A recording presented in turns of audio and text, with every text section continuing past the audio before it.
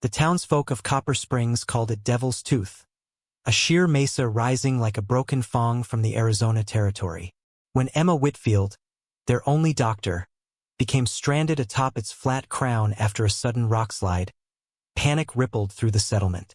"No man can reach that summit," declared Mayor Hollister, as lanterns flickered against the darkening sky. Behind the gathered crowd, Running Wolf stood silently, his eyes measuring the ancient routes only his people remembered. While others shouted useless suggestions, he quietly gathered his rope of braided yucca fiber, knowing what the white men didn't, that sometimes the impossible merely requires the wisdom his ancestors had carried for generations. Would the medicine woman trust an Apache to save her when all others had failed? Before we jump back in, tell us where you're tuning in from, and if this story touches you, make sure you're subscribed because tomorrow I've saved something extra special for you. Copper Springs hadn't always been much of a town. Just 5 years ago, it was little more than a watering hole with a saloon and a stable. The discovery of a modest copper vein in the nearby hills had changed all that. Not enough copper to bring in the big mining operations from back east, but just enough to support a growing settlement of about 300 souls. Emma Whitfield brushed a strand of chestnut hair from her face as she organized her medicine bag that morning. The leather satchel, worn smooth at the corners from years of use, had been a gift from her father when she'd completed her medical studies in Boston. It contained an unlikely mix of traditional physician's tools and small pouches of local herbs she'd come to rely on just as heavily. "You heading up to Devil's Tooth again, Doc?" The question came from Tom Hollister, the town's mayor and owner of the general store where Emma had stopped to purchase supplies. "Just for the afternoon, Tom," she replied, selecting a few hard candies from a jar on the counter. Little bribes for the children when they needed treatment. "The yarrow grows best on the mesa top, and I'm running low." The mayor shook his head. "I still don't like you making that climb alone. It's not proper, nor safe." Emma smiled patiently. She'd heard this concern countless times in the 3 years since she'd arrived in Copper Springs.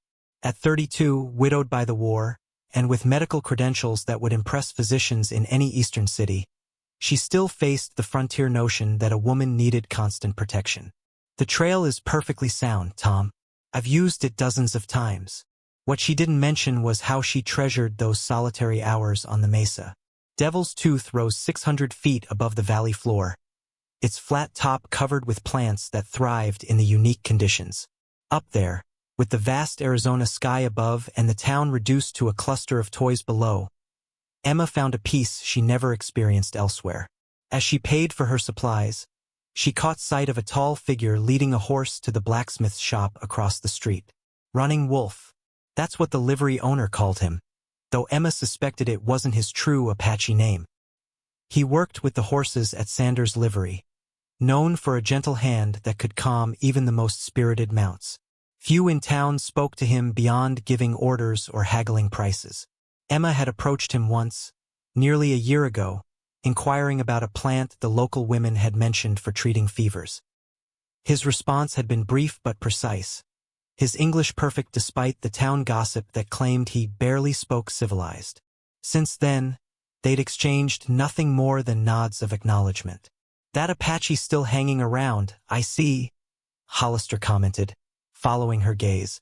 "Sanders says he's reliable enough with the horses, but I can't say I sleep easier knowing he beds down so close to town." Emma gathered her purchases. "He's given no one any trouble that I've heard." "It's not about trouble given, it's about trouble coming. Where there's one Apache, there might be more. The Army's got most of them contained on the reservation, and that's where they belong." Emma made a non-committal sound. Arguments about the Indian problem were commonplace, but as the town's only doctor, she'd learned to keep certain opinions to herself. Her position was precarious enough as a woman in a man's profession. Outside, the April sun warmed her shoulders as she made her way past the new schoolhouse toward her small cabin at the edge of town. She'd perform her morning rounds, checking on Mrs. Patterson's newborn and old Mr. Dunning's rheumatism, before heading to the mesa. Her medical bag swung at her side, a constant companion that bridged her two worlds. Her formal training from the East and the practical frontier medicine she'd come to practice. just like Devil's Tooth bridged the earth and sky, standing as a silent sentinel over the growing settlement of Copper Springs. Emma glanced back once, catching sight of Running Wolf as he expertly guided a nervous mare into the livery stable. Their eyes met briefly across the dusty street. He inclined his head slightly, an acknowledgement so subtle anyone else might have missed it. Emma returned the gesture before continuing on her way, unaware that by sundown their distant orbits would violently collide. Running Wolf led the nervous mare into the livery stable, his movements deliberate and calm. The animal sensed his quiet confidence, its skittish steps gradually steadying. He whispered words in his native tongue, promises of safety and understanding that no English phrase could properly convey. "Got away with them beasts, I'll give you that," Sanders called from where he shaped a horseshoe at his forge. "Wish you'd teach my boy your tricks." Running Wolf nodded but offered no response. Sanders didn't expect one. In the 8 months he'd worked at the livery, Running Wolf had perhaps spoken 50 words total. Not from any difficulty with English, he understood everything perfectly, but from the knowledge that his words held little value to these people. When the mare was settled, Running Wolf retrieved the stone knife from his belt to trim a length of leather for a broken bridle. The knife was one of his few possessions from before, its obsidian blade napped by his grandfather who had taught him the skill as a boy. Sharp enough to slice cleanly through the toughest materials, it was both tool and memory. He worked steadily through the morning, aware of the sidelong glances from townspeople passing the livery. Some were merely curious, others openly hostile. A few, like Doc Whitfield, acknowledged him directly. She was different from the others. Her eyes held questions rather than assumptions. Running Wolf had first noticed her collecting plants along the base of Devil's Tooth shortly after he'd arrived in the area. While most white settlers moved through the land with noise and disruption, she had studied each plant with careful attention, her fingers gentle as she harvested only what she needed. When she'd approached him about fever remedies, he'd been surprised enough to answer. The knowledge she sought wasn't secret, merely overlooked by people who believed their ways superior. Since then, he'd observed her quiet competence and the respect she commanded despite being a woman alone. As midday approached, Running Wolf took his meal away from the livery, climbing to a small rise that overlooked both the town and Devil's Tooth. The massive formation had been a landmark to his people for generations. His grandfather called it Standing Eagle for its distinctive profile when viewed from the east. The white settlers saw only a tooth, always thinking of weapons or pain. From his vantage point, he could see a small figure beginning the ascent up the mesa's trail. The doctor, recognizable by her practical divided skirt and the medicine bag at her hip. He watched her steady progress with grudging admiration. Few women of any people would make such a journey alone. Running Wolf unwrapped a small bundle of dried meat and flat bread, eating methodically while his eyes scanned the landscape. This wasn't Apache territory by birthright. His mother's people came from mountains farther south, but he knew its contours intimately. After leaving the reservation 2 years ago, he'd traveled these lands extensively, learning each water source, game trail, and sheltered canyon. The stone knife rested beside him, catching the sunlight. His grandfather had carried it for 30 years before passing it to Running Wolf on his 16th birthday. "This blade remembers," the old man had said. "It remembers the hands that shaped it, the animals it has honored with a clean death, the plants it has harvested. A man must be like this knife, sharp, purposeful, carrying the memory of his ancestors in his actions." Running Wolf had lived by those words until the reservation, where purpose and memory seemed equally unwelcome to the Indian agents and soldiers. He had walked away one night, slipping past the guards with the silent skill that had earned him his name as a boy, not running from, but running toward something unnamed. He returned the knife to his belt and stood, scanning the clouds building over the western mountains. A spring storm was brewing, not unusual but potentially dangerous. He looked again toward Devil's Tooth, where Doc Whitfield would be collecting her plants, unaware of the changing weather. With a last glance at the distant mesa, Running Wolf returned to the livery. The storm might pass harmlessly, and the doctor's business was not his concern. Yet as he resumed his work, he found his eyes drawn repeatedly to the sky and the distant tooth of stone piercing the horizon. Emma made steady progress up the familiar trail that zigzagged across the eastern face of Devil's Tooth. The path was narrow but well-defined, worn by years of occasional use by prospectors and the curious. She paused halfway up to catch her breath, turning to admire the view. Copper Springs looked like a child's playset from this height, the buildings reduced to simple shapes arranged along dusty streets. The leather-bound journal in her satchel pressed against her hip, a comforting presence. The book contained 3 years of careful observations, drawings of plants with their medicinal properties noted, symptoms they treated, proper dosages. Knowledge combined from her formal training and what she'd learned from local women, both white and native. A true frontier pharmacopoeia that would have fascinated her colleagues back east. Emma continued upward, noting how the vegetation changed with the elevation. Near the top, she found what she sought. A patch of yarrow with the distinctive feathery leaves and tight clusters of tiny white flowers. She knelt, offering silent thanks before carefully harvesting only what she needed, leaving plenty to reseed.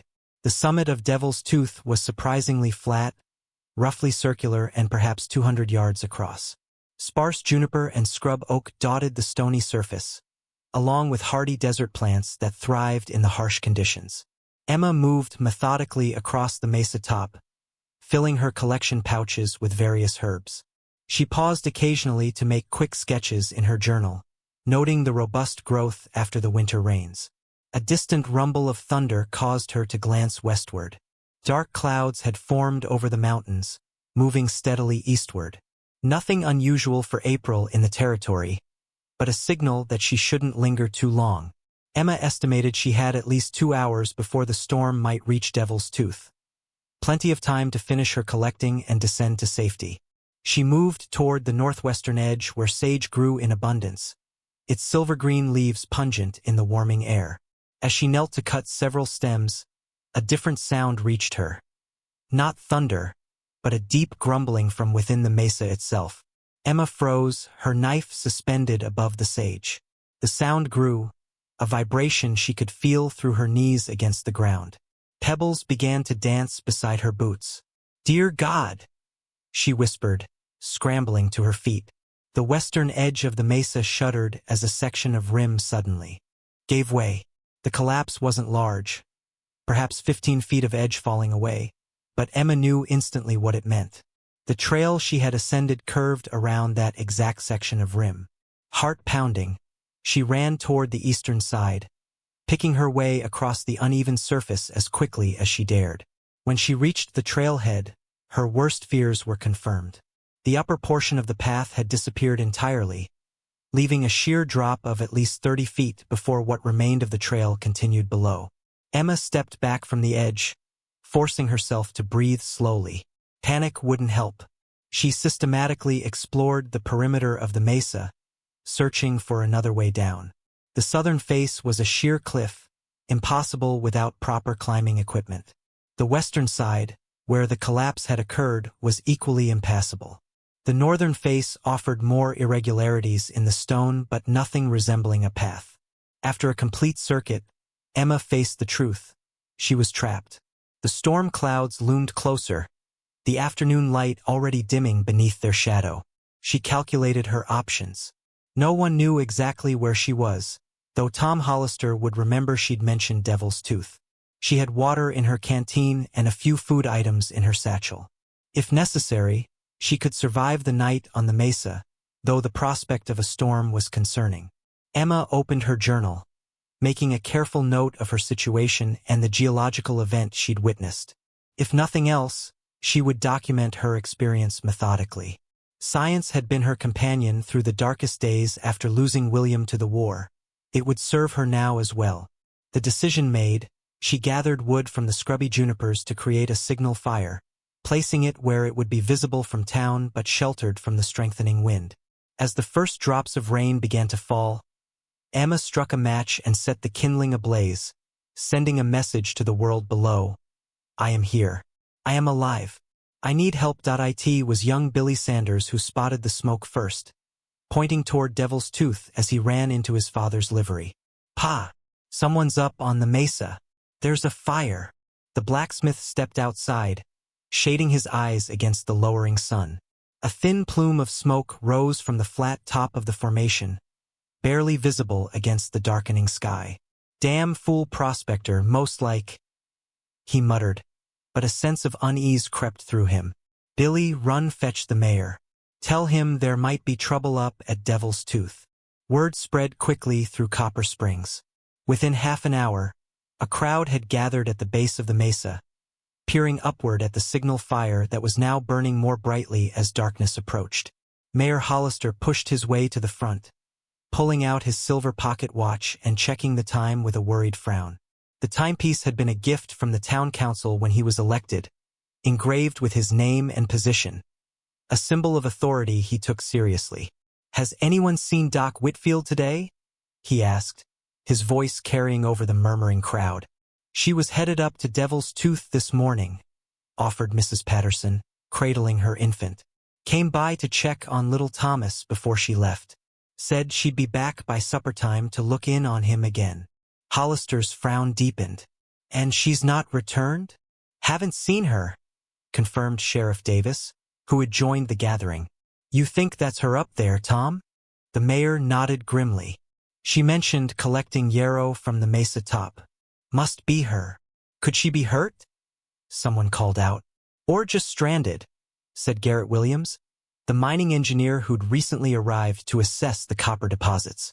"That storm that blew through caused a rock slide on the western face. I saw it from the mine entrance. Could have taken out part of the trail." This announcement sent a ripple of concern through the crowd. Emma Whitfield was well respected in Copper Springs. As the only doctor for 30 miles, her safety was everyone's concern. "We need to organize a rescue," declared Hollister, slipping his watch back into his vest pocket. "Sheriff, gather some men with ropes and lanterns. Williams, you've got climbing experience. What do you think?" The engineer stepped forward, studying the mesa's dark silhouette. "The Eastern Trail is the only real access point, and if that's compromised—" He shook his head. "It's a 600-foot sheer cliff in most places. Without proper equipment and daylight, I wouldn't recommend an attempt." "So we just leave her up there all night?" demanded James Everett, Emma's brother-in-law and the town banker. "With a storm coming? Better than risking more lives in a foolhardy night climb," Williams replied firmly. "We could send a rider to Fort Bridger for help. The Army might have proper climbing gear." "That's 2 days' hard ride," objected the sheriff. "And no guarantee they'd help for something like this." As arguments broke out among the men, Running Wolf stood at the edge of the gathering, listening. The Apache had followed the commotion from the livery, staying back from the crowd as was his habit. Now, hearing that the doctor was trapped, he studied the mesa with different eyes than the townspeople. Devil's Tooth wasn't just a dramatic landmark to him. He knew its contours intimately, had studied the ancient pictographs hidden in shallow caves around its base, drawings that told of his ancestors hunting on its summit centuries before the white settlers arrived. Most importantly, he knew of other routes, difficult paths only attempted by those with proper knowledge and skill. Mayor Hollister held up his hands for silence. "Here's what we'll do. We'll keep a vigil tonight. Maintain a bonfire down here so the doctor knows we're aware of her situation. At first light, Williams and anyone else with climbing experience can attempt to reach her or at least determine the condition of the trail." James Everett pushed forward. "That's not good enough, Tom. Emma is up there alone, possibly injured. We need to act now." "And do what exactly, James?" the mayor countered. "Scale a cliff in the dark?" "Williams is right, we'd just be adding to the problem." As the debate continued, Running Wolf silently withdrew from the crowd, moving toward his modest camp behind the livery. He knew what needed to be done, but also understood that these men would not easily accept help from an Apache. Yet the doctor had shown him respect when few others did. He owed her the same consideration. Running Wolf worked methodically in the dim light of his small campfire. His fingers moved with practiced precision as he wove strands of yucca fiber into a rope. The plant's fibers, properly prepared and twisted, created cordage stronger than many would believe possible, strong enough to support a man's weight if crafted correctly. His people had been making such ropes for generations, the knowledge passed down from father to son, mother to daughter. Running Wolf had learned from both his grandfather and his mother, combining their slightly different techniques into his own method. A sound from the darkness made him look up. Mayor Hollister stood at the edge of the firelight, hat in hand, uncertainty written across his face. "Sanders said I'd find you here," the mayor began awkwardly. "I wanted to ask. That is, Williams mentioned you might know something about the mesa. About Devil's Tooth." Running Wolf continued working, his fingers never ceasing their rhythmic movements. After a moment, he nodded once. "Can it be climbed?" From another approach, Hollister pressed. "Yes." The single word hung between them. Hollister shifted his weight. Would you be willing to guide Williams and some of the men? Tomorrow at first light." Running Wolf set aside the section of rope he'd completed and looked directly at the mayor. "Tomorrow will be too late for the medicine woman." "You can't mean to try tonight," Hollister exclaimed. "Even Williams said it would be suicide in the dark." "For him, yes." Running Wolf stood, gathering the coiled rope. "Not for me." Hollister stared at the Apache, clearly torn between desperation and disbelief. "You're saying you can climb Devil's Tooth? Night? Alone?" Running Wolf nodded again. That's impossible," Hollister stammered. "No man can reach that summit in these conditions." Running Wolf stepped past the mayor, moving toward the still visible crowd at the base of the mesa. "I will show you." Hollister hurried after him. "Wait, now, let's discuss this reasonably." But Running Wolf continued walking, his path straight and purposeful. He reached the gathered townspeople, who fell silent as they noticed his approach. James Everett stepped forward, his hand instinctively moving toward the pistol at his hip. "What's he want?" Everett demanded of Hollister, who had caught up. "He says he can climb the mesa," the mayor explained, his tone conveying his own skepticism. "Tonight." A murmur ran through the crowd.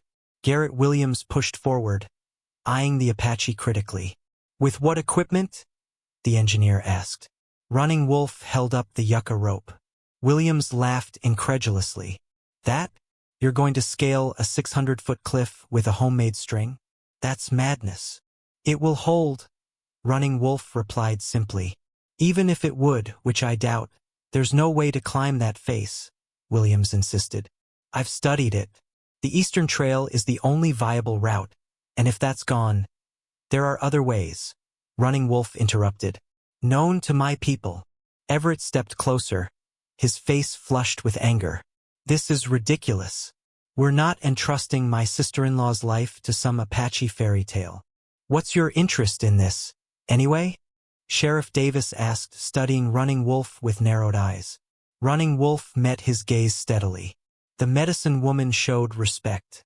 She helped a child from my camp last winter when others would not."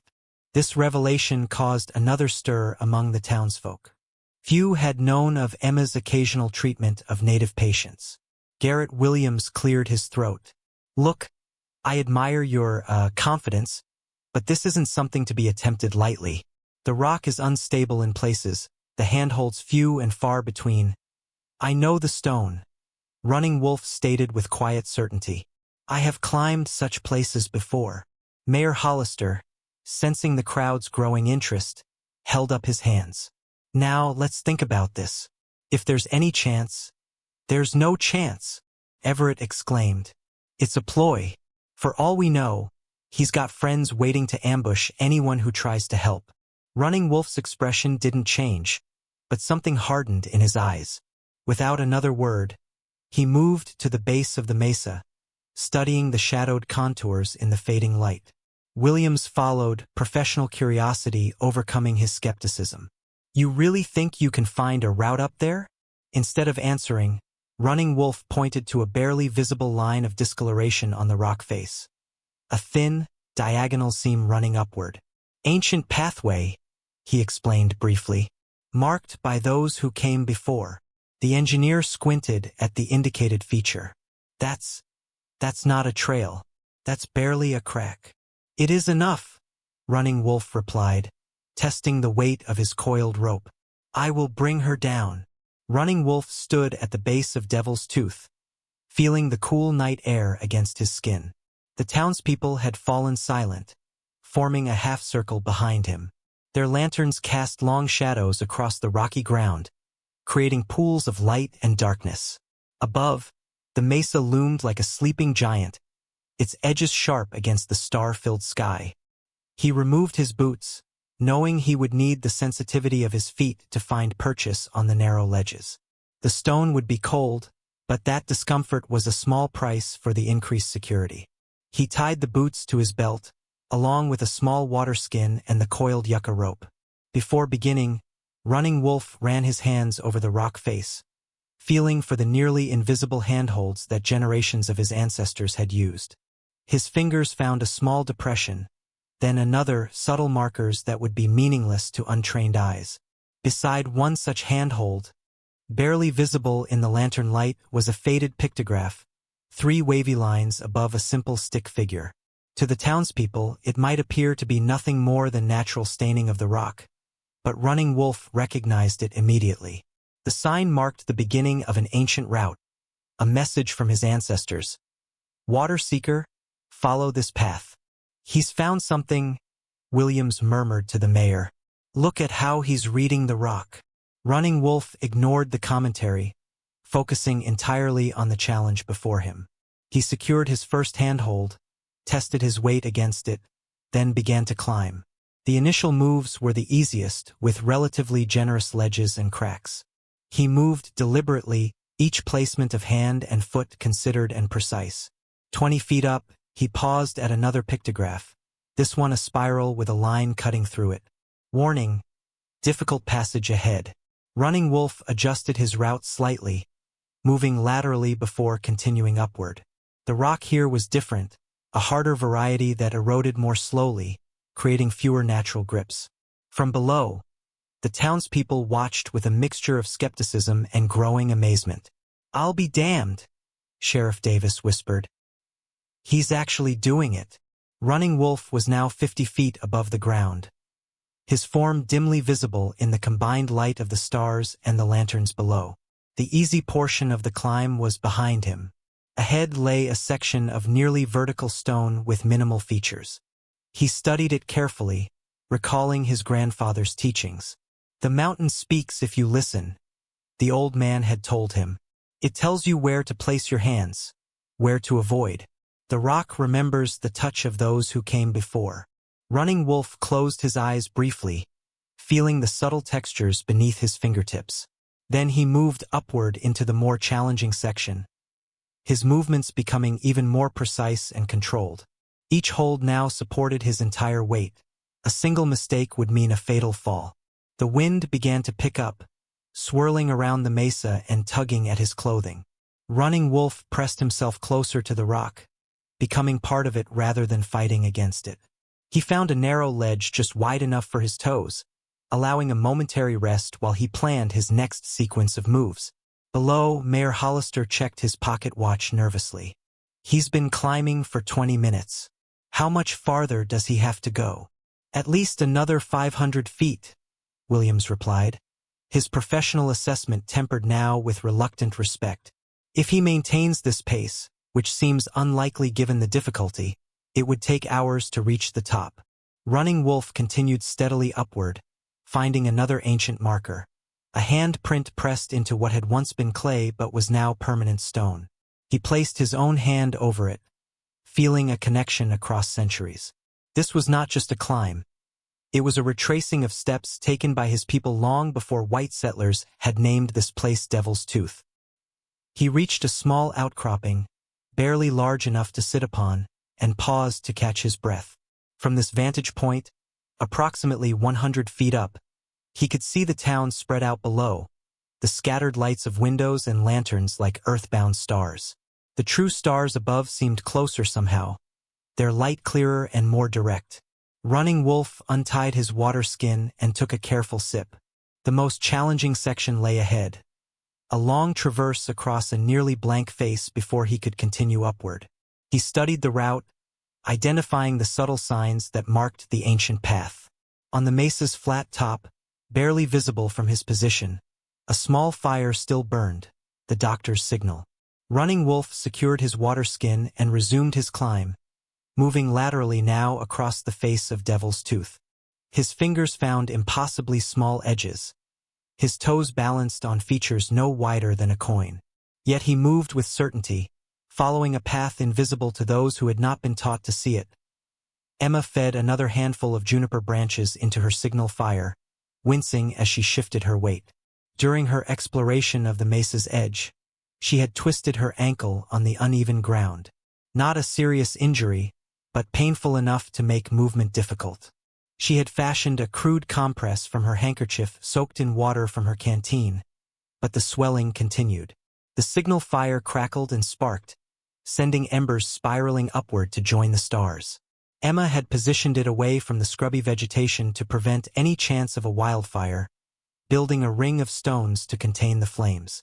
The practical tasks had kept her mind occupied, preventing the panic that threatened at the edges of her thoughts. Now, as full darkness enveloped the mesa top, she allowed herself to assess her situation with clinical detachment. She had water for perhaps 2 days if carefully rationed. Food was more limited, just a few dried apple slices and a small piece of cheese she'd packed for her lunch. The spring night would be cold but not dangerously so. Her greatest concern was exposure if a storm developed. Emma pulled her woolen shawl tighter around her shoulders. From her position, she could see lights in Copper Springs and what appeared to be a larger fire at the base of Devil's Tooth. The town was aware of her predicament then. The question was whether they could do anything about it before her supplies ran out. She thought of William, her husband, killed at Antietam 13 years earlier. They had been married barely a year when he enlisted. Emma had been completing her medical studies, unusual enough for a woman that she had faced constant skepticism and occasional hostility. William had supported her ambitions without reservation. "You've a healer's hands and a scholar's mind," he'd told her. "The world needs both." After his death, she had thrown herself into her work, eventually taking a position at a Boston hospital. But the crowded city had felt suffocating in her grief. When she heard about frontier settlements desperate for medical care, the decision to head west had seemed almost inevitable. The ring on her finger caught the firelight as Emma added more fuel to the flames. She rarely thought of it as a wedding band anymore. It was simply a part of her, like the small scar on her chin from a childhood fall, or the strand of gray that had appeared in her hair the year she turned 30. Yet tonight, alone on the mesa with an uncertain future, she found herself twisting it absently, remembering. A sudden gust of wind sent sparks swirling, pulling Emma back to the present. The fire needed constant tending to remain visible from below. She had gathered as much wood as she could before darkness fell, creating a stack within easy reach. Now she carefully positioned several larger pieces to ensure the flames would continue for hours. As she worked, Emma became aware of movement in the periphery of her vision. She turned quickly, peering into the darkness beyond the fire's glow. Nothing. Yet she couldn't shake the sense that something had changed. Emma limped to the eastern edge of the mesa, the direction from which she had ascended that morning. The lights of Copper Springs glimmered in the distance. The fire at the base of Devil's Tooth still burned, surrounded by the tiny figures of townspeople. They seemed to be watching something. She followed their collective gaze and gasped. A lone figure was climbing the sheer face of the mesa, barely visible in the combined light of stars and the distant lanterns below. The climber moved with slow deliberation, finding handholds where none seemed to exist. "My God," Emma whispered. "They've sent someone up." She watched, transfixed, as the figure continued to ascend. The climb appeared impossibly dangerous. One slip would mean certain death. Yet the mysterious rescuer moved with what appeared to be confidence, even grace. Emma returned to her fire, adding the largest branches to create a brighter blaze. If someone was attempting to reach her, she needed to ensure her position remained visible. She then took a stick and traced large letters in the dirt near the fire's edge. "Ankle injured but stable." As she finished, Emma paused, listening. The wind had died down momentarily, creating an uncanny silence across the mesa top. In that stillness, she heard it, the faint sound of movement against stone. Someone was definitely climbing Devil's Tooth. Emma moved back to the edge, squinting into the darkness. The climber had made significant progress, now perhaps halfway up the imposing cliff face. The figure was too distant to identify, but something about the methodical movements stirred a memory. Emma recalled the quiet Apache from the livery, the careful precision with which he handled the horses, his economy of motion. "Running Wolf?" she whispered to the night. It seemed impossible, yet who else in Copper Springs would attempt such a climb? Emma returned to her fire, determined to keep it burning brightly. If someone was risking their life to reach her, the least she could do was ensure they had a clear destination. She settled beside the flames, her injured ankle propped on her folded shawl, and prepared for a long night of waiting. 300 feet above the ground. Running Wolf reached a crucial decision point. The ancient path divided here, one route continuing directly upward along an increasingly blank face, the other traversing right toward a series of faint cracks. He pressed his forehead against the cool stone, feeling for the subtle vibrations that might guide his choice. His fingers touched the small medicine pouch that hung from a cord around his neck. Inside were objects of personal power: an eagle feather found on his 16th birthday, a smooth river stone from his homeland, a tiny carved wooden bear his mother had made. He never opened the pouch. Its power lay in the connection to those who had given him these items, not in the objects themselves. Running Wolf chose the rightward path, moving carefully across the exposed traverse. The handholds were minimal here, mere dimples in the rock face where his fingertips could gain just enough purchase to support his weight. His feet balanced on edges no wider than a knife blade. Halfway across the traverse, disaster nearly struck. A handhold that had appeared solid suddenly crumbled beneath his fingers. For one heart-stopping moment, Running Wolf hung by a single hand, his body swinging out from the cliff face. Below, he heard gasps from the watching townspeople. With practiced calm, he controlled the swing, bringing his body back toward the rock. His searching fingers found a new grip, a shallow depression barely deep enough for his first 2 fingers. It would have to be enough. Muscles straining, he pulled himself securely against the cliff once more. Running Wolf took a moment to steady his breathing. The small medicine pouch pressed against his chest, a reminder of all he carried with him. Not just physical objects, but the knowledge and spirit of his ancestors who had climbed this path before him. He thought of his first encounter with Emma Whitfield nearly a year ago. He had been exercising a nervous mare at the edge of town when a rattlesnake spooked the animal. As he calmed the horse, he noticed the doctor watching with interest. "You have a gift with them," she had said, approaching cautiously so as not to startle the mare again. Running Wolf had simply nodded, and used to direct conversation with the townspeople. "I'm looking for a plant," she had continued. "The women at the river crossing said it grows in this area. Good for bringing down fevers. Yellow flowers, serrated leaves." She had made a gesture with her hands to indicate the shape. "Golden seal," he had replied, surprising himself with his willingness to share the knowledge. "Grows in shade, near water. 2 miles west, in the oak grove." She had thanked him without the usual condescension he encountered from white settlers.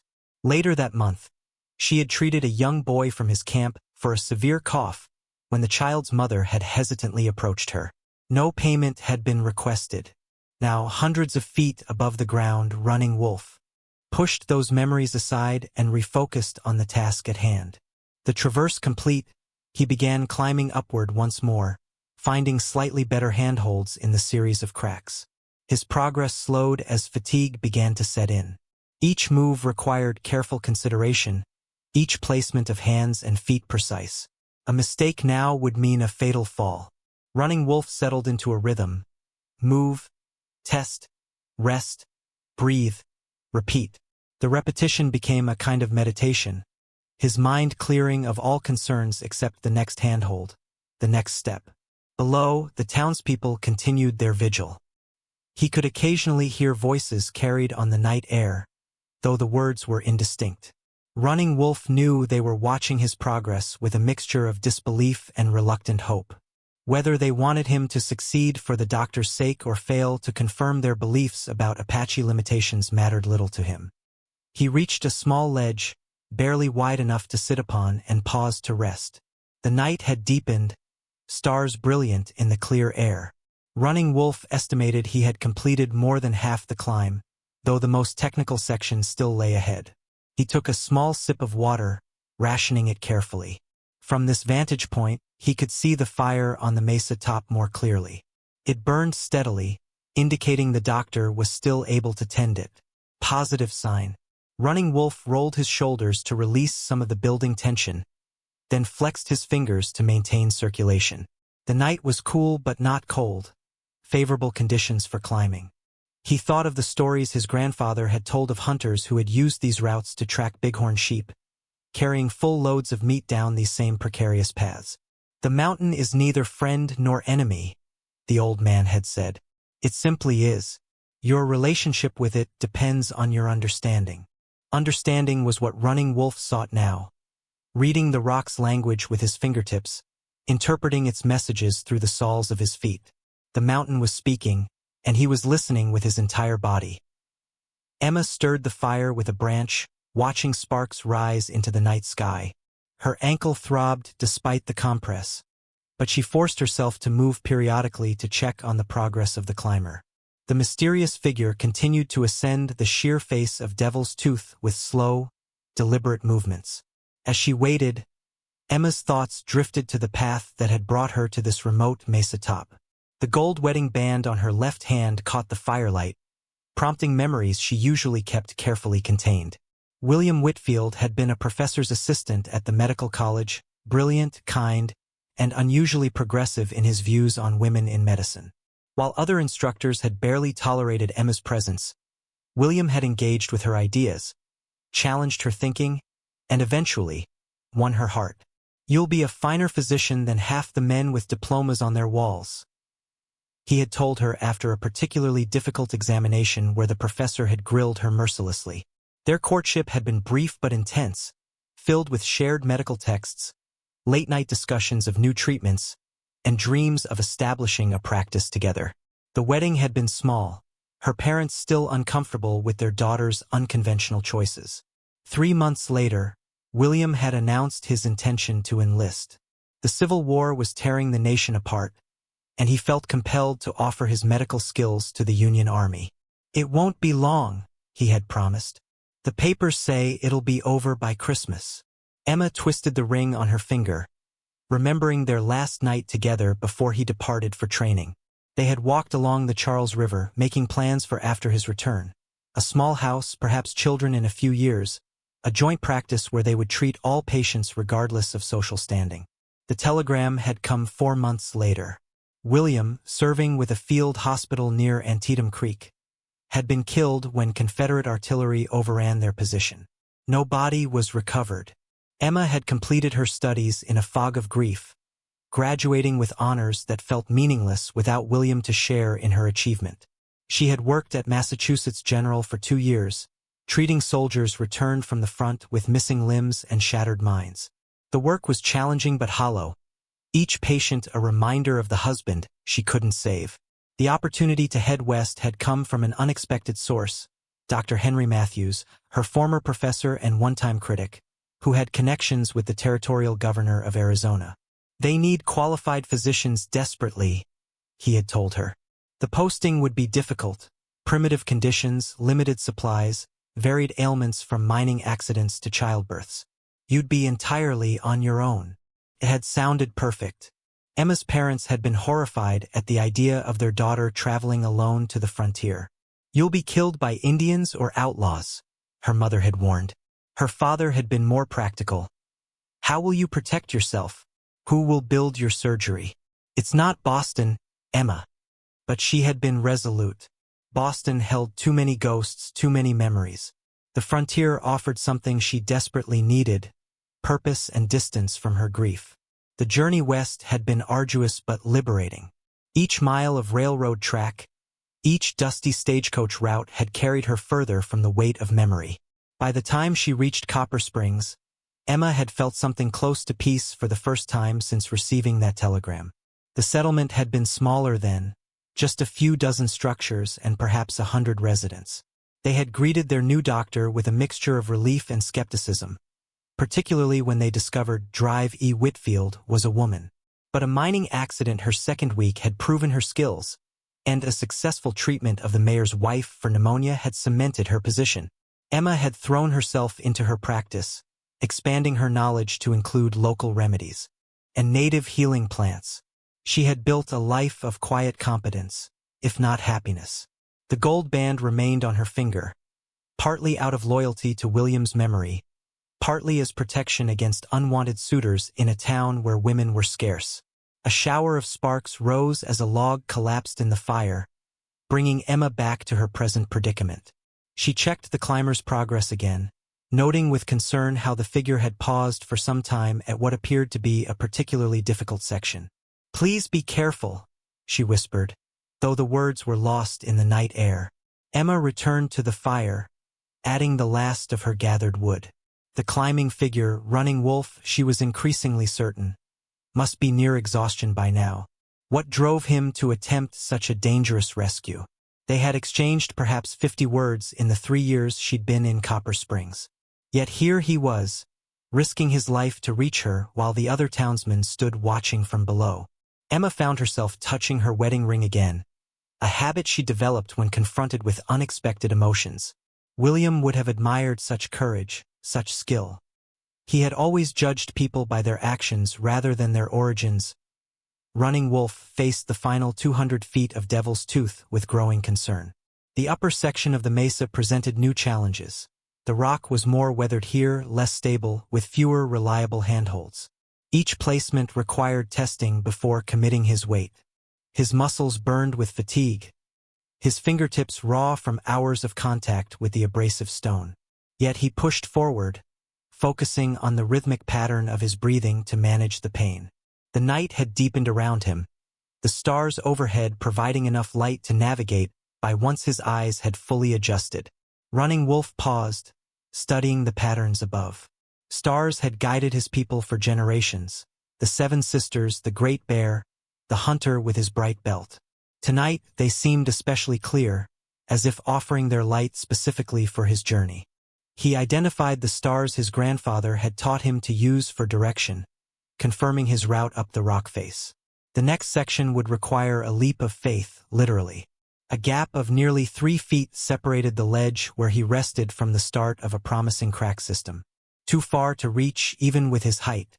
He would need to jump, catching the edge with his fingers, then secure his position before his momentum pulled him away from the cliff. Running Wolf studied the target carefully, memorizing the exact spot where he would need to land. He tested the yucca rope coiled at his waist, ensuring it was secure. Then he gathered himself, muscles tensing for the leap. Below, the townspeople must have sensed the danger of his position. A hush had fallen over the watchers, their lanterns held still. Running Wolf ignored them, concentrating solely on the task before him. He jumped. For a heart-stopping moment, he was airborne, suspended between earth and sky. Then his fingers connected with the rock, finding the narrow edge he had aimed for. The impact sent pain shooting through his already strained hands, but he held firm, feet scrabbling against the cliff face until they found purchase.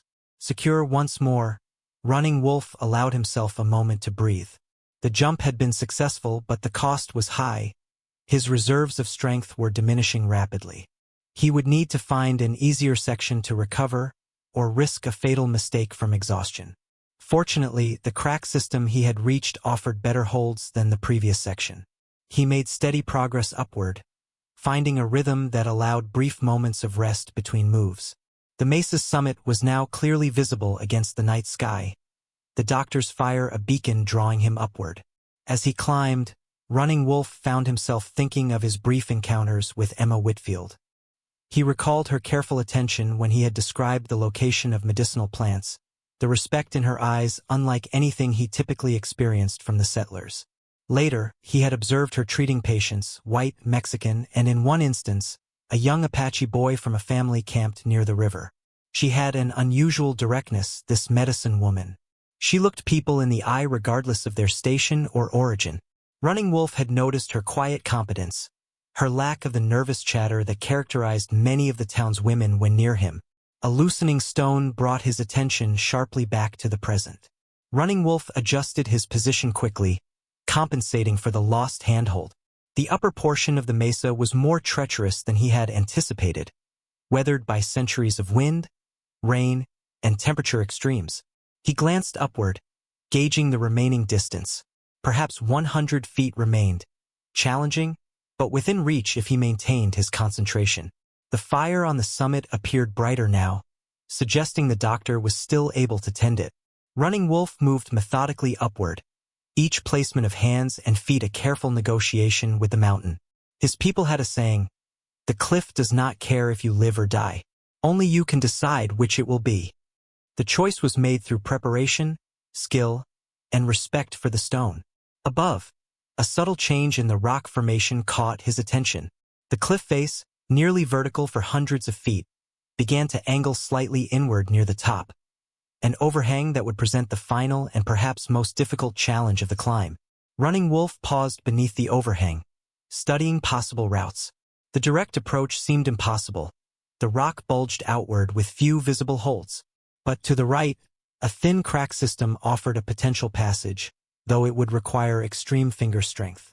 He chose the crack, inserting his fingers into the narrow opening and pulling upward. The strain was immediate and intense, his weight hanging primarily from the first two joints of his fingers. Running Wolf moved quickly through this section, knowing he couldn't maintain such a grip for long. As he neared the top of the overhang, a voice reached him, faint but distinct. "Hello? Can you hear me?" The doctor's voice, coming from directly above. Running Wolf looked up to see Emma Whitfield leaning carefully over the edge, her face illuminated by the firelight behind her. "I can see you," she called down. "You're almost there." The edge seemed solid here. Her unexpected presence gave Running Wolf a final surge of energy. With renewed determination, he navigated the last few moves of the overhang, fingers finding just enough purchase to maintain his grip. With a final surge of effort, Running Wolf pulled himself over the edge of Devil's Tooth, rolling onto the flat surface of the mesa top. For several moments, he simply lay there, eyes closed, lungs burning with exertion, fingertips throbbing from hours of contact with the unforgiving stone. "You made it," Emma said softly, kneeling beside him with amazement in her voice. "I can hardly believe it." Running Wolf opened his eyes to see the doctor leaning over him, her face illuminated by the nearby fire. Concern creased her brow as she studied him with a professional gaze.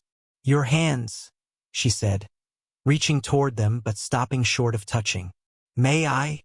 Running Wolf nodded, sitting up slowly. Every muscle in his body protested the movement after the sustained climb. Emma gently took his hands in hers, turning them to examine the damage. His fingertips were raw and bleeding in places, palms abraded from the rough stone. "These need cleaning," she said, reaching for her medicine bag. "The risk of infection is significant." Running Wolf watched as she worked, her movements efficient and practiced. She extracted a small bottle of antiseptic, cotton pads, and a tin of salve. When she applied the antiseptic to his wounds, he didn't flinch despite the burning sensation.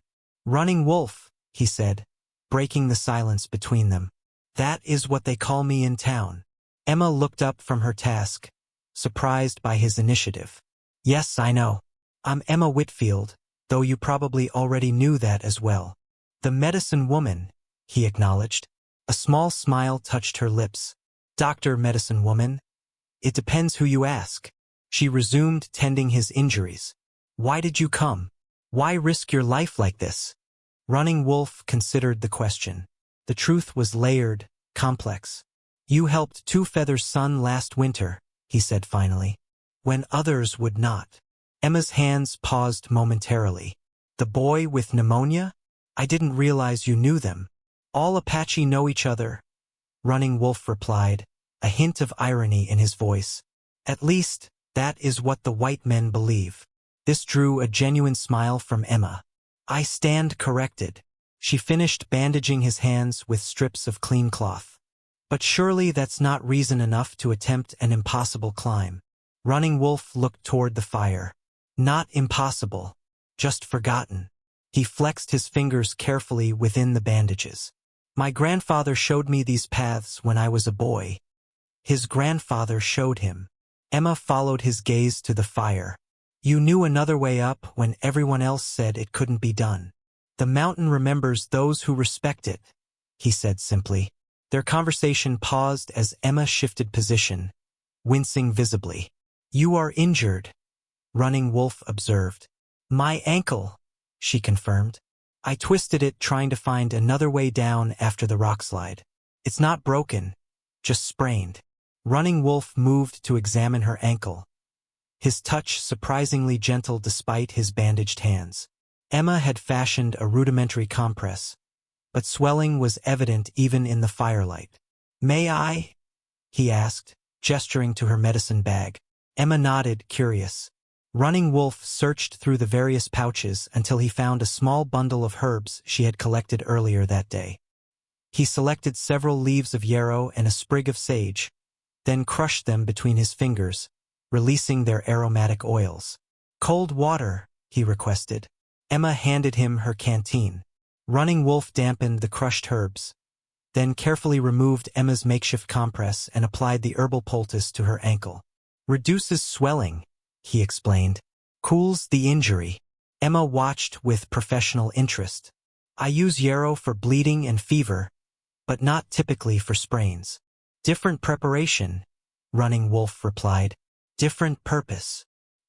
He secured the poultice with her handkerchief, tying it more firmly than she had managed on her own. The relief was almost immediate, a cooling sensation that seemed to penetrate deep into the inflamed tissues. That's remarkable, Emma said, genuinely impressed. You know healing as well. Running Wolf sat back. Different kinds of knowing. They fell into a comfortable silence, the fire crackling between them. Dawn was still hours away, but the eastern sky showed the first hints of lightning. Below, the townspeople maintained their vigil, their lanterns visible as pinpoints of light at the base of the mesa. They will expect us to come down, Emma observed. Running Wolf nodded. When there is more light. Not before. Is there a safer way down than the trail I used? She asked. No simple path, he admitted. But I have rope. He touched the coiled yucca cord at his waist. Strong enough to lower you. Emma looked at him skeptically. That doesn't look nearly long enough to reach the bottom. Not all at once, Running Wolf explained. In sections. There are ledges where I can secure it. Emma considered this, studying his face in the firelight. There was intelligence there and quiet confidence. Against all logic, she found herself trusting this man she barely knew. Thank you, she said finally, for coming when no one else would or could. Running Wolf acknowledged her thanks with a slight nod. Rest now, he suggested. The descent will require strength. Emma settled closer to the fire, arranging her shawl as a cushion against the hard ground. Running Wolf remained sitting, his gaze turned toward the vast landscape spreading beneath the mesa, now softly illuminated by the approaching dawn. The first pale light of dawn revealed the full extent of their precarious situation. Emma stood carefully at the edge of Devil's Tooth, leaning on Running Wolf's arm for support as they surveyed the daunting drop below. The mesa's edge had crumbled further overnight, leaving a sheer face that extended unbroken for hundreds of feet.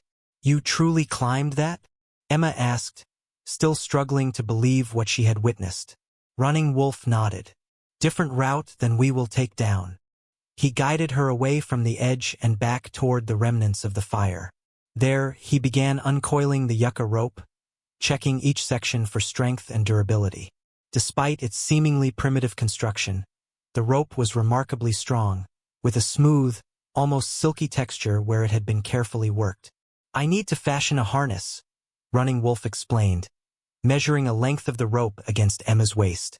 Emma watched as his bandaged hands worked with practiced efficiency, weaving and knotting the fibers into an intricate pattern.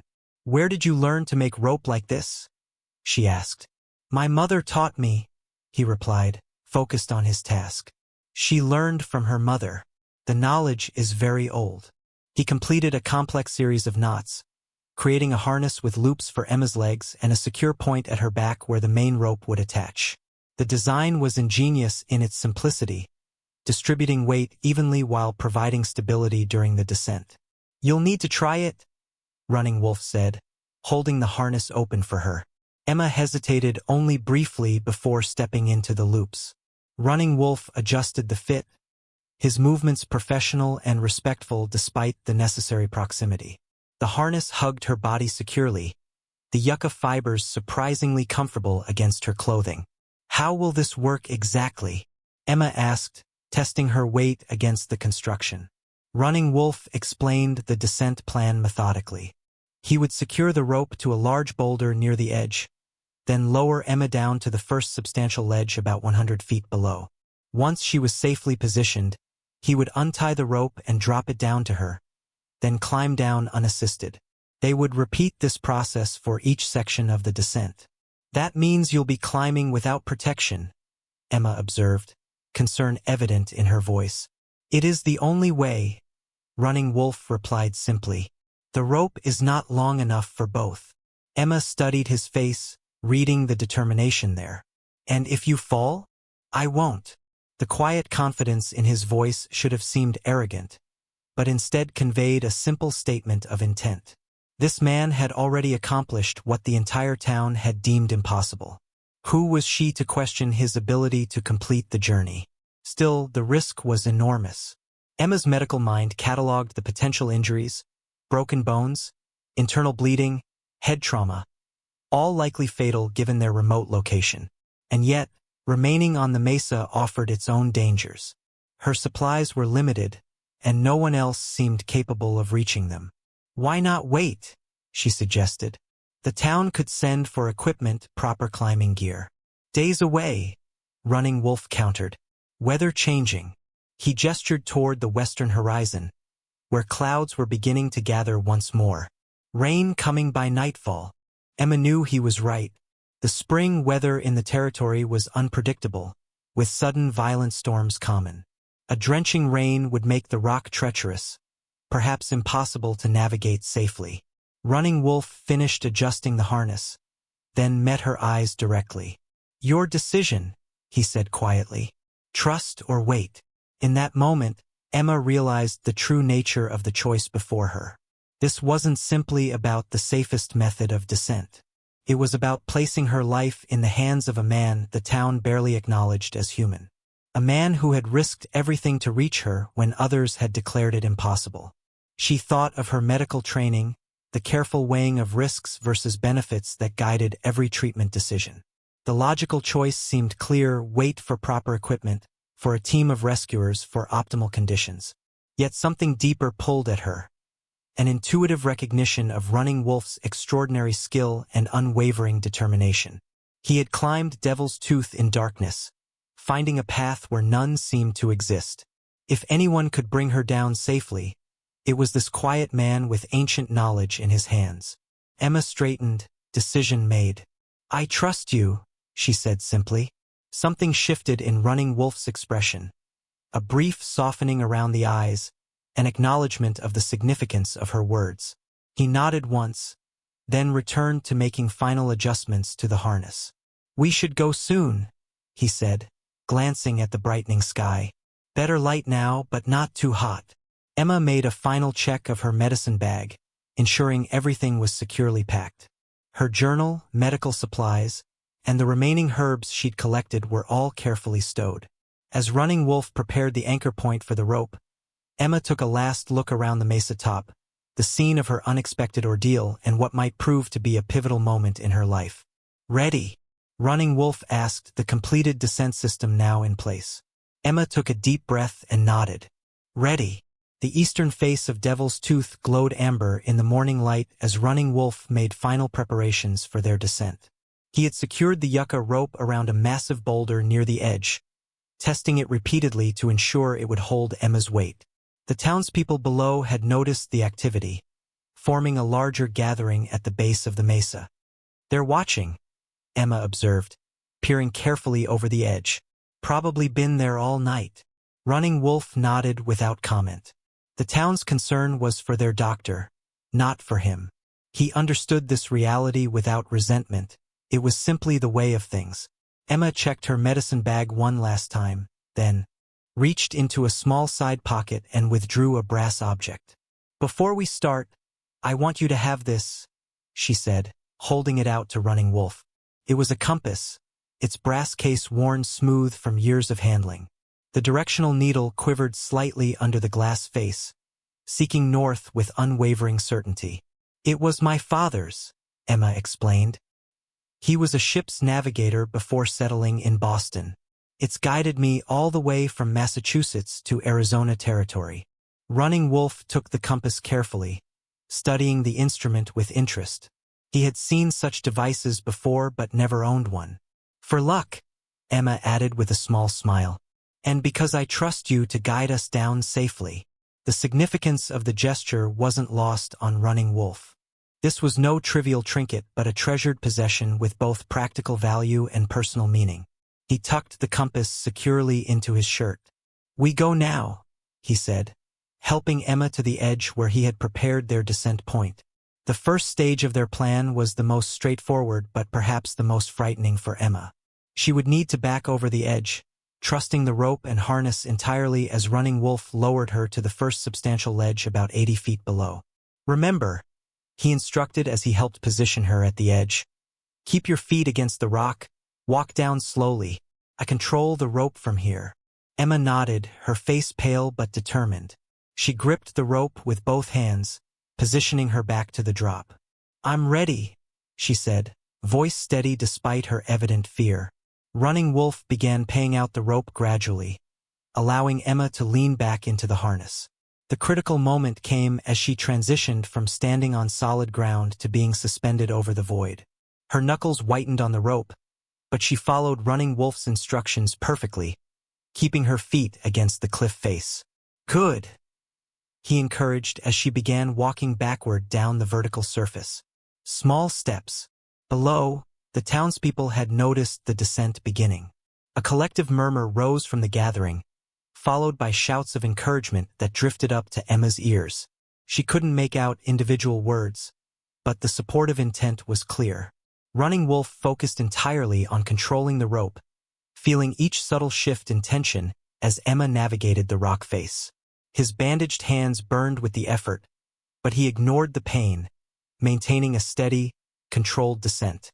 Emma moved with surprising confidence for someone attempting such a maneuver for the first time. Her practical nature served her well.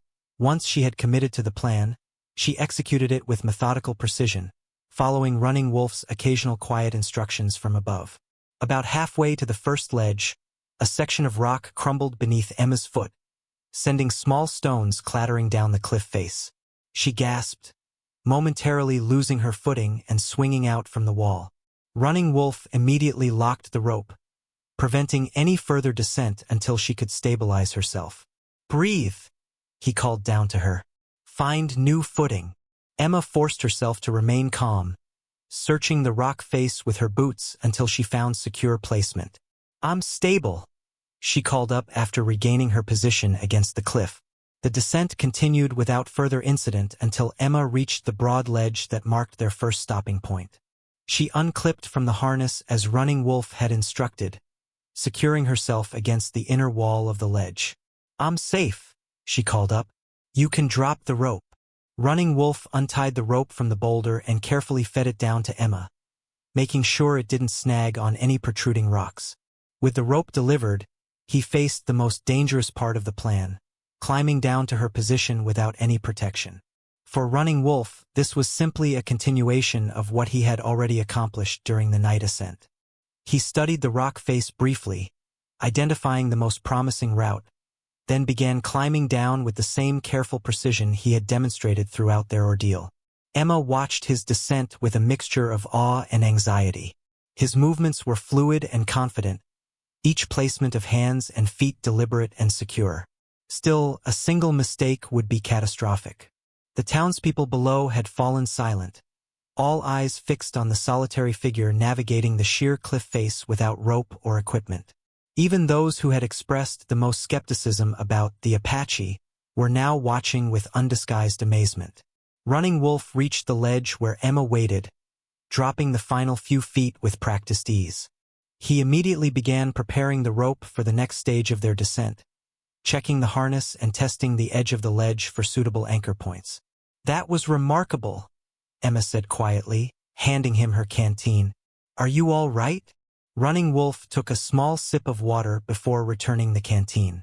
"Yes," he replied simply, though the strain of the continuous climbing was evident in the tight lines around his eyes.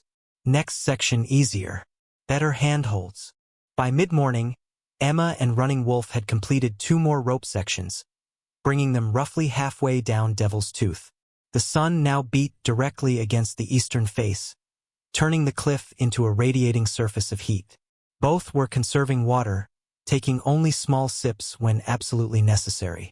From their current position on a narrow ledge, the town appeared much closer, though still 300 feet below.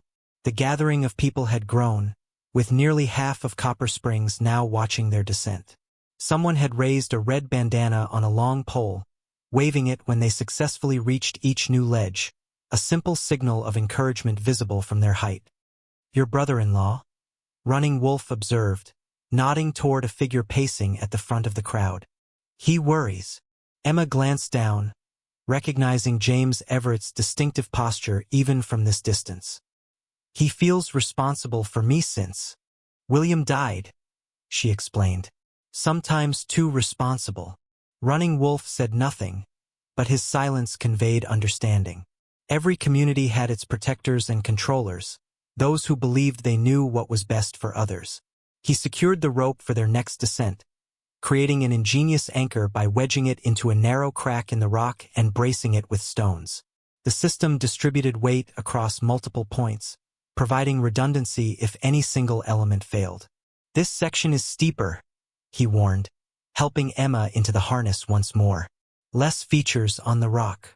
Keep your body away from the wall."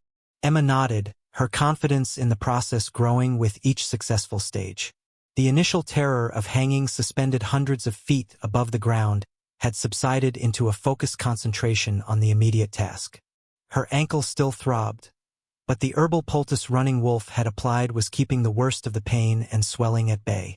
As Running Wolf began lowering her down the cliff face, Emma noticed a change in the texture of the rock, a smoother, more polished surface with fewer cracks and ledges.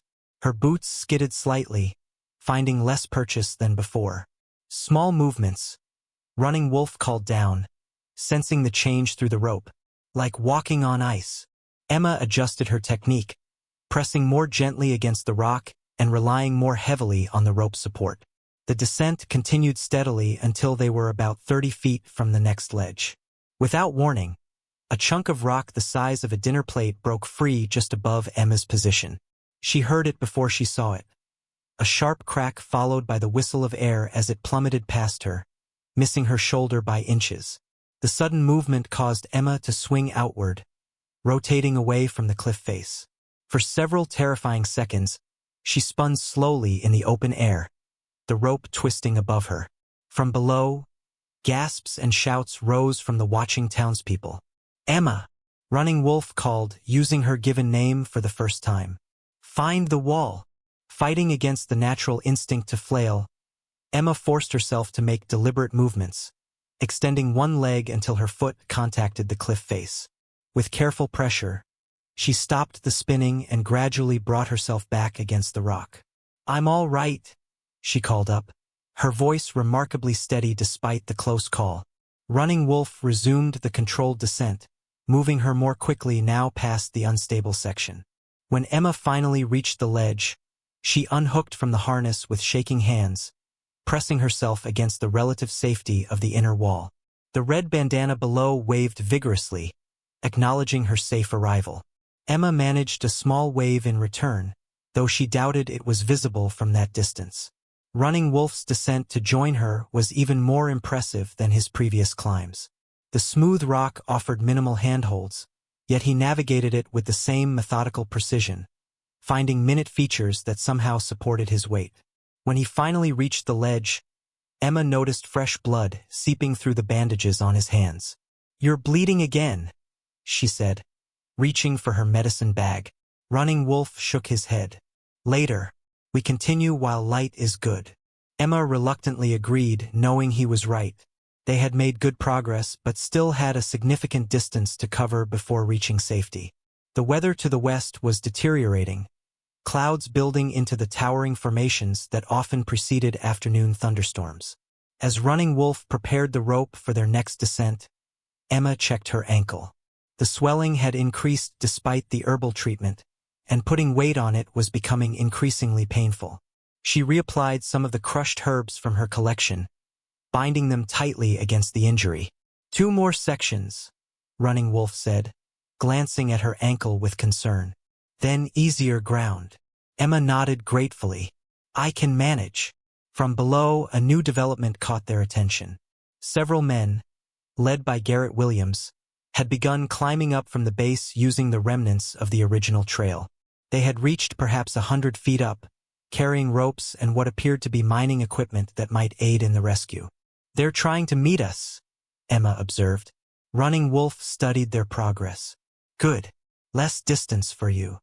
He didn't need to state the obvious, that any help from below would make the final stages of Emma's descent safer and less dependent on his increasingly exhausted body. Though he showed few outward signs of fatigue, Emma had noted the growing tension in his movements, the careful way he conserved energy between bursts of effort. She reached out impulsively, placing her hand on his arm. "Thank you," she said quietly. "Whatever happens from here, you've already done the impossible." Running Wolf met her eyes briefly, a wealth of unspoken communication passing between them. Then he returned to the rope, preparing for the next stage of their journey down the face of Devil's Tooth. The final stages of the descent progressed more rapidly than either Emma or Running Wolf had anticipated. The party from below, led by Williams with his mining expertise, had managed to establish a secure position about 200 feet up the cliff face. From there, they extended ropes that significantly shortened the dangerous portion of Emma's journey. When she was finally lowered into the waiting arms of the rescue party, a cheer erupted from the crowd below. Strong hands guided her onto a more substantial ledge where Clive Peterson, the town's former veterinarian who now assisted with medical matters when Emma was unavailable, waited to examine her. "Let me see that ankle, Doc," Peterson said, his weathered face creased with concern. "Looks like you've had quite an adventure." Emma submitted to his examination, though her eyes remained fixed on the cliff above where Running Wolf was making his way down to their position without rope assistance. "The Apache did this?" Peterson asked, gesturing to the herbal poultice on her ankle as he carefully unwrapped it. "Interesting mixture. Yarrow and something else I don't recognize." "Sage and juniper," Emma explained. "It's been remarkably effective for the swelling." Peterson nodded thoughtfully. "I'll have to remember that. Swelling's still considerable, but no discoloration suggesting a break." He began rewrapping the ankle with fresh bandages from Emma's own medical bag. "We've rigged a chair of sorts to carry you down the rest of the way. No sense putting weight on this if you don't have to." Emma was about to protest when Running Wolf arrived at their ledge, dropping lightly from the final few feet of his climb. The rescue party regarded him with a mixture of awe and lingering suspicion, creating a subtle but noticeable space around him despite the crowded ledge. Williams was the first to approach him. "That was some climb," the engineer said, professional respect evident in his voice. "Never seen anything like it." Running Wolf acknowledged the comment with a slight nod, his attention focused on Emma. "You are safe now," he stated, the simple words carrying layers of meaning between them. "Thanks to you," Emma replied. She turned to the others. Running Wolf climbed Devil's Tooth in darkness when everyone said it was impossible. He fashioned a rope system that brought me down safely. Without him, I would still be stranded up there. The men shifted uncomfortably, several avoiding eye contact. It was one thing to witness the Apache's remarkable feat, another to acknowledge a debt to him. "Well," Williams said finally, "we should get moving before the weather turns." He gestured to the makeshift chair they had constructed from mining timbers and rope. "If you'll allow us, Doctor?" Emma reluctantly settled into the chair, which was designed to be carried down by 4 men taking turns in pairs. As they secured her, James Everett pushed his way onto the ledge, having climbed up despite his lack of experience. "Emma!" he exclaimed, kneeling beside the chair. "Thank God you're safe. I've been sick with worry." "I'm fine, James," she assured him. "Just a sprained ankle and some minor scrapes." Everett glanced at Running Wolf, his expression hardening. "What possessed you to trust your life to him? If anything had happened—" "Nothing happened," Emma interrupted firmly, "except that Running Wolf accomplished what no one else could or would attempt." She met her brother-in-law's gaze directly. "I owe him my life, James." Before Everett could respond, Williams called for attention. "We need to move out now. The path is narrow in places, single file where possible. Doc Whitfield's chair goes first, followed by Peterson to monitor her condition. The rest of you follow in order." As the party prepared to descend, Running Wolf remained slightly apart, watching the proceedings with impassive eyes. Emma noticed his isolation and called to him. "Running Wolf, will you walk beside me? I'd feel safer with you nearby." The request created a moment of awkward silence, broken by William's practical response. "Good idea. He knows this cliff better than any of us at this point." And so the descent continued, with Running Wolf walking alongside Emma's chair when the path allowed. The remaining distance passed without incident, each step bringing them closer to the growing crowd at the base of Devil's Tooth.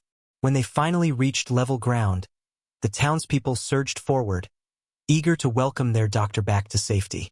Emma was immediately surrounded by well-wishers, patients, and friends expressing relief at her rescue. Mayor Hollister pushed through the crowd, his face solemn with official concern. "Doc Whitfield, on behalf of the entire town, let me say how relieved we are to see you safely returned." He cleared his throat. "And I believe we owe a debt of gratitude to Running Wolf for his assistance in this matter."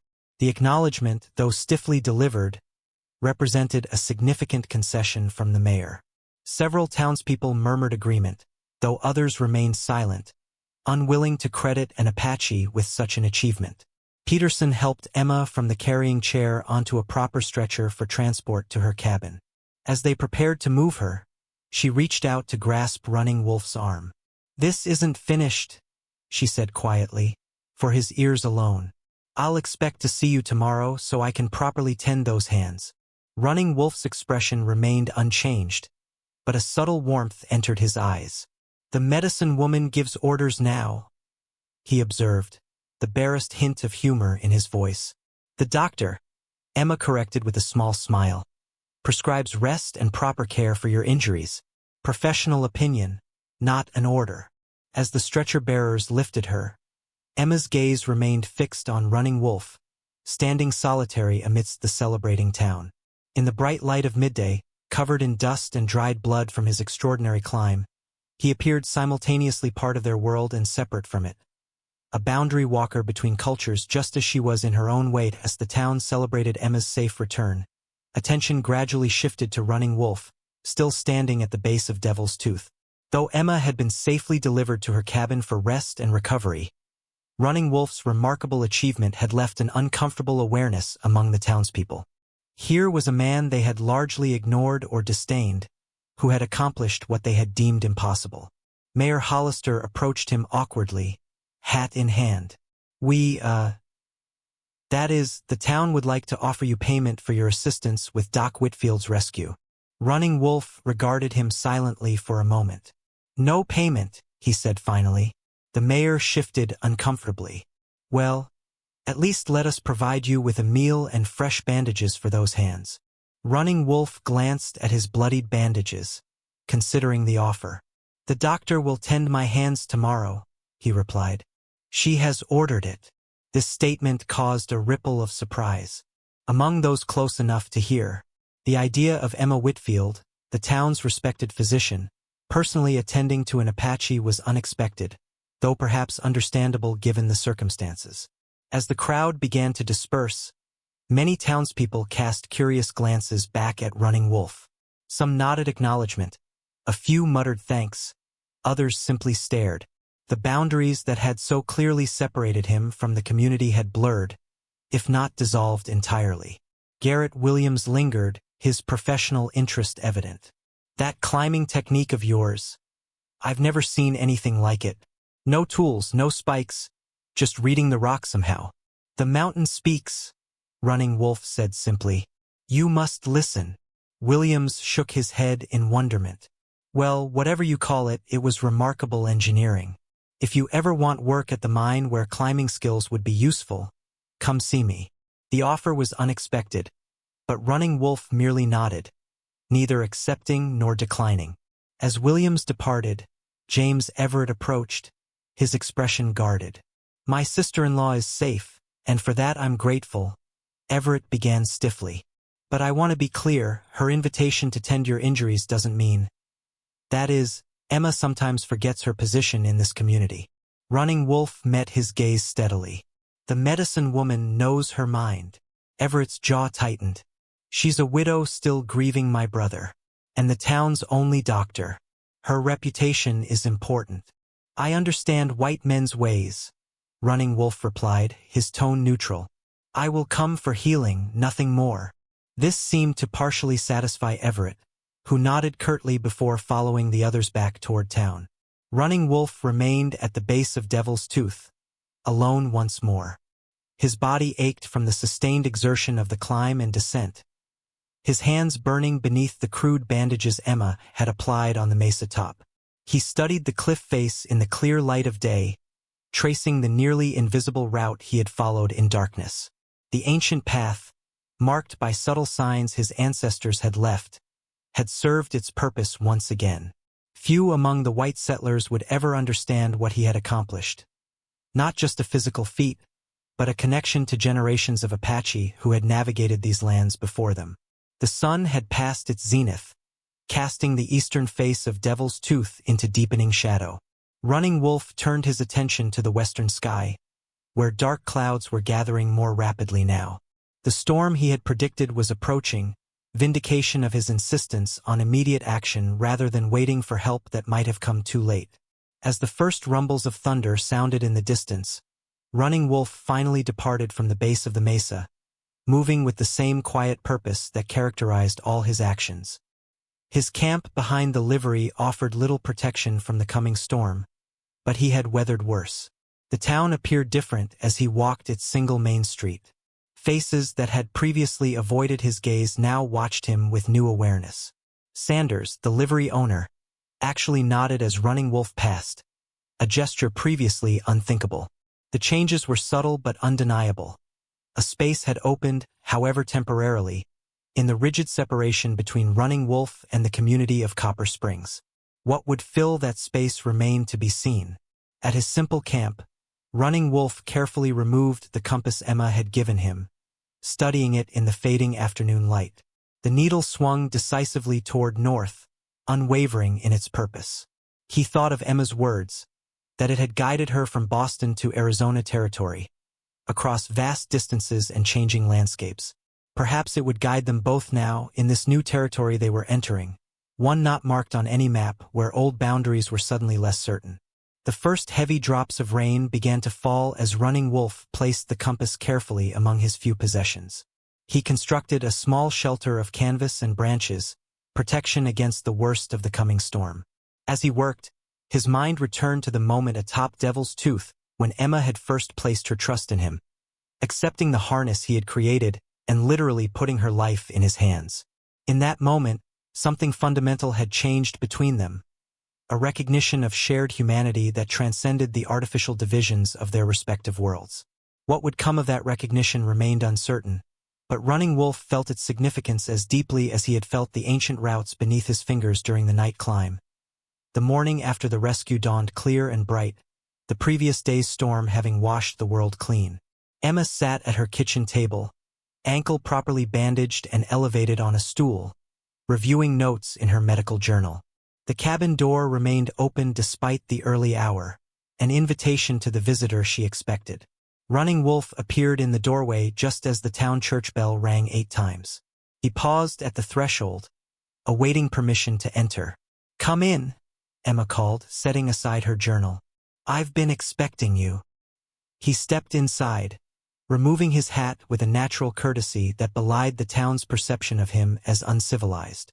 Emma gestured to the chair opposite her, where she had laid out fresh bandages, antiseptic and healing salve. "Let me see those hands," she said as he seated himself. Running Wolf extended his hands, the makeshift bandages now stained with dirt and dried blood. Emma unwrapped them carefully, revealing raw fingertips and deep abrasions across his palms, the physical cost of their rescue. "These need thorough cleaning," she observed, examining the wounds with professional detachment. "You're fortunate there's no sign of infection yet." She worked methodically, cleaning each wound with antiseptic that must have stung terribly, though Running Wolf showed no reaction. As she applied salve and wrapped fresh bandages, Emma found herself studying his face, the strong lines of his cheekbones, the quiet dignity in his expression, the intelligence in his dark eyes. "The people speak of nothing else," she commented as she worked. "How the Apache climbed Devil's Tooth in darkness when all said it couldn't be done." Running Wolf's expression remained impassive. "They will forget." "I won't," Emma replied simply. When she finished with his hands, an unexpectedly comfortable silence fell between them. It was Running Wolf who finally broke it. "Your ankle heals well?" Emma nodded. "The swelling is much reduced. Your herbal treatment was quite effective." She hesitated, then added, "I'd be interested to learn more about those preparations, if you'd be willing to share the knowledge." Running Wolf studied her face, perhaps searching for any sign of mockery or condescension. Finding none, he nodded once. "The plants speak of their purpose if you listen." "I'd like to learn to listen," Emma said. The moment was interrupted by a knock at the open door. Mayor Hollister stood there, hat in hand, looking uncomfortable at finding Running Wolf already present. "Doc Whitfield," he greeted her, nodding stiffly to Running Wolf. "I hope I'm not interrupting your medical treatment." "Not at all, Mayor," Emma replied pleasantly. "What can I do for you?" Hollister cleared his throat. "Well, I've come on official town business. The council met this morning, and we've decided to formally recognize the extraordinary service rendered to our community yesterday." He turned to Running Wolf. "Your actions in rescuing our doctor demonstrated remarkable courage and skill. The town of Copper Springs would like to express its gratitude." From his pocket, Hollister produced a folded document. "This grants you formal permission to reside and work within the town limits without additional scrutiny or fees. It's signed by myself and all council members." The document represented a significant concession, effectively acknowledging Running Wolf as a legitimate resident rather than a tolerated outsider. Emma watched his face carefully as he accepted the paper, his expression revealing nothing of his thoughts. "Thank you," Running Wolf said simply, folding the document carefully and tucking it inside his shirt. The mayor hesitated, clearly having expected either more effusive gratitude or outright rejection. "Yes, well, it's the least we could do," he finished awkwardly. "Doc Whitfield, we're all relieved to see you recovering well. Don't rush back to your duties. Peterson can handle things for a few days." After Hollister departed, Emma and Running Wolf sat in silence for several moments. Finally, Emma spoke. "What will you do now? Will you stay in Copper Springs?" Running Wolf considered the question. "For a time. The horses need tending." Emma smiled at his characteristically economical response. "And perhaps there are plants to gather and knowledge to share?" He met her gaze directly. "Perhaps." As Running Wolf prepared to leave, he reached into his pocket and withdrew something. An eagle feather, its shaft decorated with intricate beadwork. "For courage," he explained, placing it on the table between them. "And for crossing heights." Emma understood the significance immediately. Among many native peoples, eagle feathers were sacred objects, given only as marks of great honor or respect. "Thank you," she said, touching the feather gently. "I'll treasure it." At the doorway, Running Wolf paused. "Tomorrow, if your ankle allows, I will show you where golden seal grows best. Better than the oak grove." The offer represented more than a simple botanical expedition. It was an invitation to cross the boundary between their worlds, to begin sharing knowledge that transcended the arbitrary divisions of their societies. "I'd like that very much," Emma replied.